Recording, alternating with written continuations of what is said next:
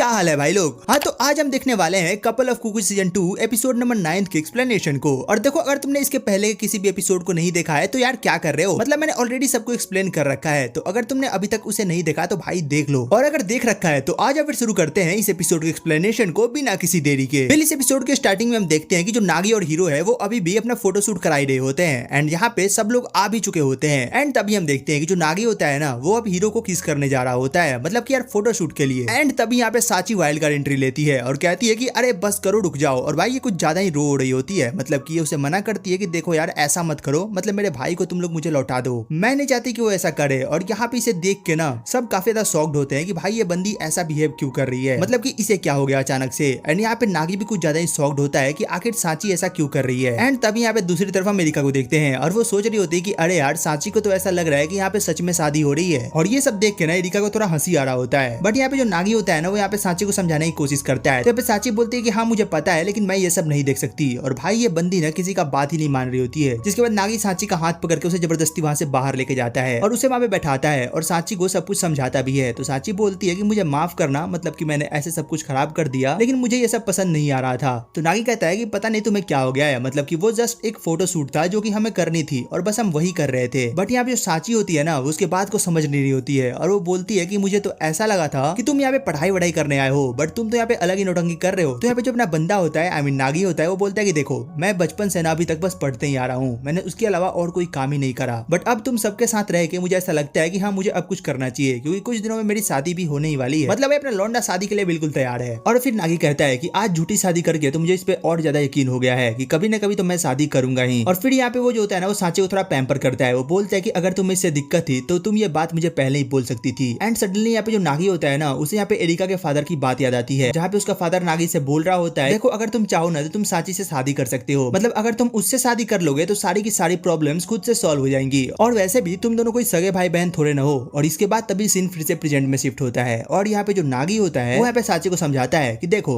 हम दोनों सगे भाई बहन नहीं है, मतलब कि बचपन में ही हम दोनों अदले बदले गए थे, तो हो सकता है कि समडे मैं तुमसे भी शादी कर लूं। और ये सुन के जो साची होती है वो कहती है क्या सच में, मतलब भाई ये बंदी थोड़ी शॉक्ड होती है। जिसके बाद नागी कहता है कि चलो मैं अब यहाँ से जा रहा हूँ। और यहाँ पे साची फिर से उसे माफी मांगती है कि मुझे माफ करना, मतलब कि मैंने ये सब करा। और भाई इसके बाद सीन शिफ्ट होता है और हम देखते हैं कि जो साची होती है वो यहाँ पे इन तीनों लड़कियों से भी माफी मांगती है कि देखो यार मैं थोड़ा ज्यादा ही बहक गई थी, मतलब कि मुझे ऐसा नहीं करना चाहिए था। और नागी यहाँ पे दूर से खड़े होकर सब देख रहा होता है। एंड तभी यहाँ पे जो एरिका आती है वो बोलती है कि चलो ठीक है अब मेरे पास एक बहुत ही मस्त सा आइडिया आया है। तो ये सभी बोलते हैं कि चलो ठीक है हमें भी जानना है। एंड फिर ये बोलती है कि देखो क्यों ना हम सब एक एक बार नागी से शादी करने की एक्टिंग करें, मतलब भाई ये बंदी अपना काम बना रही है यहाँ पे। एंड फिर यहाँ पे चारों न राजी भी हो जाते हैं इस बात के लिए। और नागी बोलता है कि ये सब क्या चल रहा है, मतलब भाई मजे तो इस लौंडे के ही है। एंड वेल इसके अगले सीन में हम देखते हैं कि भाई यहाँ पे सब न एक एक करके इससे शादी कर रहे होते हैं, मतलब कि वही झूठी वाली शादी। एंड फोटो वगैरह क्लिक करा रहे होते हैं और भाई अपना लौंडा लिटरली काफी मजे में होता है, मतलब भाई ये हर बंदी के साथ अलग अलग ड्रेस में शादी कर रहा होता है। एंड फाइनली अब बारी साची की आती है और ये साची के साथ पता नहीं स्कूल ड्रेस के अंदर शादी क्यों कर रहा है, बट वेल जो भी हो। एंड वेल अब हम देखते हैं यहाँ पे जो साची होती है ना वो अचानक से सच में अपने नागी को किस कर लेती है। और ये देख के ये तीनों बंदियां शॉक्ड हो जाती हैं। वो बोलती है कि ये तुमने क्या करा, मतलब कि किस तो हमने भी नहीं करा था। तो बोलती है कि अरे मुझे माफ करना, मतलब मुझे लगा था कि सच में किस करना है। और नागी भी बोलता है कि अरे तू पागल वगैरह है क्या, मतलब कि इसकी क्या जरूरत थी। जिसकी वजह जो साची होती है ना वो काफी ज्यादा ब्लश कर रही होती है। एंड यहाँ पे जो नागी होता है वो भी यही उसे समझा रहा होता है कि यार तूने ये क्यों करा, मतलब कि ये कुछ ज्यादा ही गलत था। और ये सब सुन के साची का दिमाग खराब हो जाता है और ये बंदी यहाँ से गुस्से से निकल जाती है। वेल इसके अगले सीन में हम देखते हैं कि यहाँ पे जो हीरो होती है वो यहाँ पे सबको थैंक्स बोलती है कि आज सबका आने के लिए बहुत बहुत शुक्रिया। और यहाँ पे बाकी सभी काफी ज्यादा खुश हो रहे होते हैं कि हाँ यार हमें भी बहुत ज्यादा मजा आया, मतलब मजा तो सबको आया। और यहाँ पे हम फिर से हीरो और एआई को देखते हैं जो कि यहाँ पे कुछ खा रहे होते हैं। और यहाँ पे जो एआई होती है वो हीरो से बात कर रही होती है। वो बोलती है तुम्हें पता है मुझे ऐसा लगता है कि अब नागी को हम दोनों से ज्यादा खतरा उसकी बहन साची से है। मुझे ऐसा लगता है कि जो साची है ना वो नागी से प्यार करने लगी है और शायद वो नागी पे ट्राई करती रहेगी। तो मेरे ख्याल से अब हमारा सबसे बड़ा दुश्मन कोई और नहीं बल्कि साची है, तो हमें उसे अपने रास्ते से हटाना होगा। तो यहाँ पे हीरो कहती है कि अच्छा ऐसा क्या। और फिर यहाँ पे दोनों याद करते हैं कि हाँ मतलब कि वो लोग अपने सिबलिंग्स तो है नहीं, आई मीन बचपन में वो दोनों बदले गए थे। और भाई यहाँ पे दोनों बैठ के इसके ऊपर काफी देर तक बात करते हैं कि आखिर हमें क्या करना चाहिए। एंड इन सब बात के बीच में जो एआई होती है वो अचानक से बोलती है अरे यार इस सिचुएशन से मैंने एक गाना बना लिया। तो यहाँ पे जो हीरो होती है वो बहुत ज्यादा एक्साइटेड हो जाती है। वो बोलती है क्या सच में, क्या तुम मुझे वो गाना सबसे पहले सुनाना चाहोगी। एंड फिर इसके बाद सीन शिफ्ट होता है और हम यहाँ पे देखते हैं कि जो अपना बंदा होता है भाई वो घर में पोंछा मार रहा होता है, मतलब भाई बंदे की किस्मत झंड हो चुकी है। एंड मारते मारते बस ये यही सोच रहा होता है कि साची तुम्हें क्या जरूरत थी मुझे किस करने की, वो भी सबके सामने, मतलब यार तुमने मुझे कहीं का नहीं छोड़ा। एंड भाई यहाँ पे पोछा मारते मारते ना फिसल के गिर जाता है। मतलब भाई ये बंदा जब भी साची और अपने रिलेशनशिप को याद करता है और इसे उस किस इसकी बात याद आती है ना, इस बंदे का पारा हाई हो जाता है एंड ये बंदा गिरने लगता है। ये बस पास्ट की बातें सोच रहा होता है कि यार मतलब वो मेरी बहन है और मैं उसके साथ ये सब कैसे कर सकता हूँ। और भाई इतना सब सोचते सोचते इस बंदे का दिमाग हैंग कर रहा होता है। बट वेल यहाँ पे सीन शिफ्ट होता है और हमें अगला सीन दिखाया जाता है, जहाँ पे हम देखते हैं जो एरिका है वो सांची के साथ सोई हुई होती है। और एरिका बोलती है, सांची तुमने वो किस जान के करा था ना, मतलब वो कोई एक्सीडेंट नहीं था। तो सांची कहती है कि हाँ वो कोई एक्सीडेंट नहीं था,